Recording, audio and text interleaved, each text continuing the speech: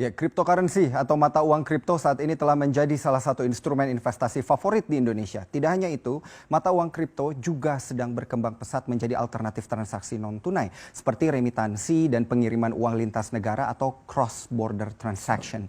Dikaitkan dengan kondisi pandemi saat ini, jumlah transaksi digital meningkat pesat seiring dengan regulator yang mendorong masyarakat untuk mengurangi penggunaan uang kartal.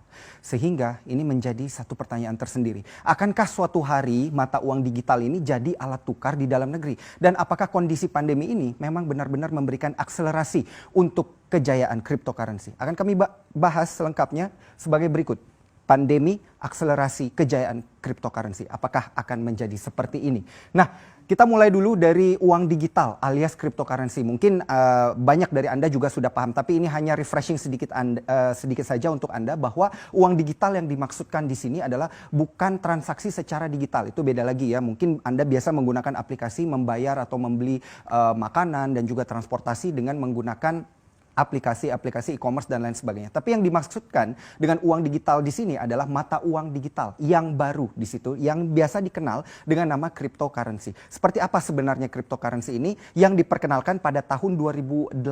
Pada saat itu pertama kali diperkenalkan dengan alat tukarnya yang bernama Bitcoin. Kodenya BTC ya, Bitcoin, supaya lebih mudah diingat. Nah, kemudian Bitcoin ini awalnya karena memang jumlahnya itu tidak seperti sebanyak uang kartal pada umumnya, seperti uang fisik yang Anda miliki di rumah yang jumlahnya bisa ditambahkan atau dikurangkan oleh bank sentral. Bitcoin ini jumlahnya terbatas. Pada saat itu hanya diciptakan kurang lebih atau dibuat kurang lebih sekitar 21 juta keping saja. Saking terbatasnya hukum supply dan demand berlaku. Maka dari itu Anda pernah dengar bahwa wow, Bitcoin pernah harganya melonjak sampai $19.000 Amerika Serikat per keping. Nah, ini karena jumlahnya yang memang sangat terbatas. Nah, selanjutnya kita melihat kenapa pada akhirnya Bitcoin atau kripto, salah satu jenis dari cryptocurrency ini diperkenalkan dan diciptakan pada tahun 2008. Karena ini untuk mendukung alat tukar lintas negara. Punya satu mata uang yang mimpinya itu sederhana. Punya satu mata uang yang bisa kemudian dipakai dan ditransaksikan di seluruh dunia tanpa harus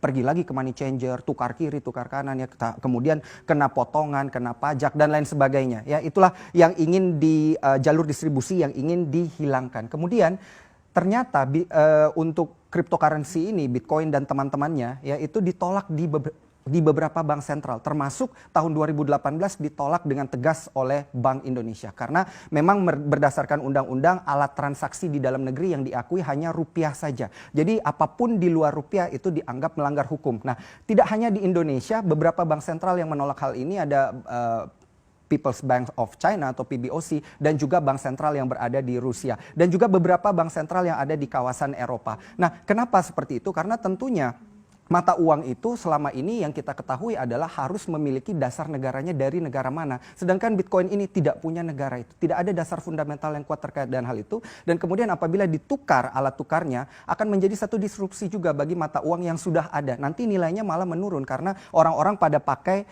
mata uang cryptocurrency ini secara digital. Walaupun memang terlihat mudah mengaplikasikannya tapi susah diterima untuk sistem keuangan di satu negara. Makanya banyak negara yang pada akhirnya menolak. Kemudian hingga saat ini dari 2008 hingga 2020 ternyata sudah ada lebih dari 5.000 jenis cryptocurrency yang bisa Anda pilih untuk bertransaksi. Apa saja yang favorit akan kita lihat pada slide yang selanjutnya. Di Indonesia ternyata ada kurang lebih ada 5 cryptocurrency yang sering ditransaksikan juga bagi para investor yang di dalam negeri dan juga global ya. Yang pertama tentunya ini Bitcoin karena market rank-nya dia yang paling pertama dikenal oleh para investor, dia akhirnya mendapatkan peringkat pertama karena paling banyak ditransaksikan dan nilai market cap-nya di sini sekitar 169,39 miliar dolar Amerika Serikat.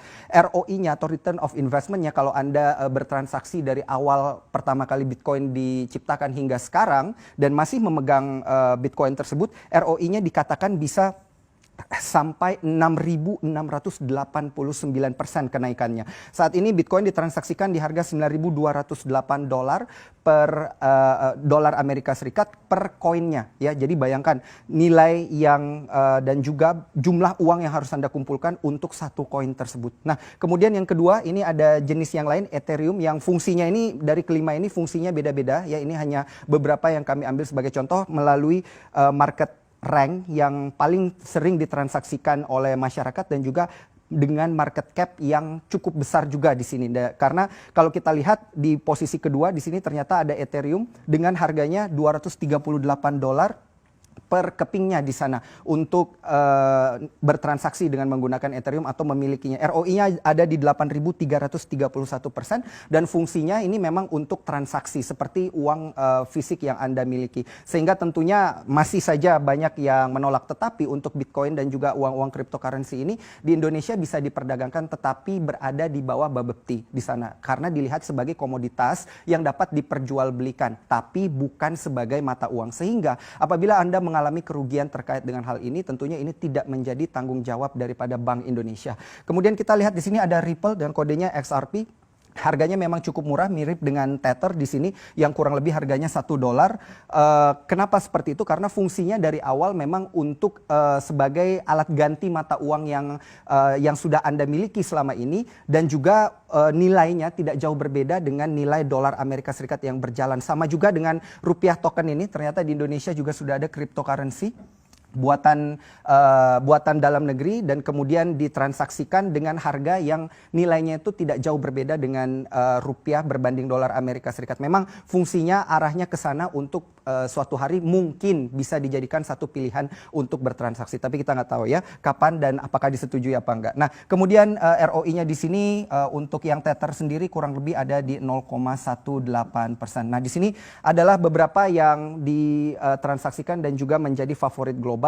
Nanti untuk selengkapnya dapat Anda cari melalui website cryptomarketcap.com. Nah, kemudian untuk dasar pemikirannya sendiri di sini karena menjadi satu pertanyaan, apakah ini nanti di kala pandemi justru mempercepat penggunaan cryptocurrency? Nah, untuk Mark Carney sendiri selaku gubernur dari BOE atau Bank of England, Bank Sentral Inggris di sana mengatakan SHC. Nah, SHC. Nah, artinya di sini adalah synthetic hegemony currency. Artinya apakah dolar yang dikatakan sebagai hegemony currency yang dipergunakan oleh penduduk global saat ini nanti bisa digantikan dengan yang sintetik. Nah, menurut Mark Carney sendiri ini bisa diganti ya, bisa mengurangi pengaruh dominasi dolar Amerika Serikat pada perdagangan global. Jadi untuk mengurangi dominasinya saja karena ini menjadi dasar pemikiran kenapa pada akhirnya nanti harus menggunakan uang digital karena transaksi online ini sudah meroket arahnya memang ke sana. Yang kedua memang mau menurunkan dominasi dolar Amerika Serikat dan renminbi Cina di sana. Yang ketiga mengurangi potongan dan juga pajak. Yang keempat untuk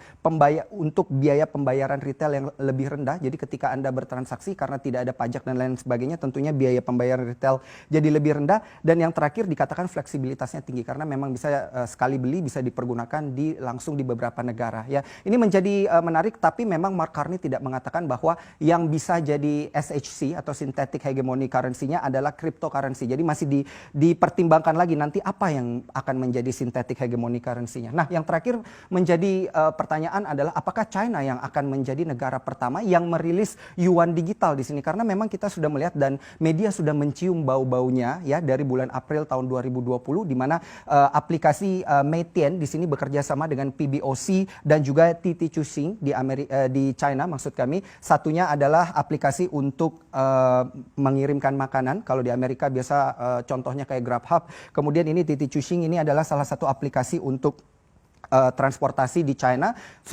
Dikatakan sudah tercium bau kerjasamanya. Tapi apakah akan berhasil untuk China sendiri merilis yuan digital ini? Masih akan kita nantikan apakah akan berhasil di sana karena tentunya ada satu perusahaan aplikasi di China juga di sana untuk streaming video, Bilibili Incorporated yang dikatakan diajak oleh PBOC juga untuk mencoba yuan digital ini. Karena menarik apabila kita mengarah kepada pandemi, kita kaitkan juga dengan pandemi dan juga kondisi resesi di beberapa negara, apakah yang menjadi pertanyaan adalah apakah benar dan apakah bisa nantinya satu mata uang yang dikatakan universal dan juga digital ini dipergunakan di satu negara untuk bertransaksi dan untuk mempercepat proses transaksi dan juga proses keuangan. Akan kita nantikan.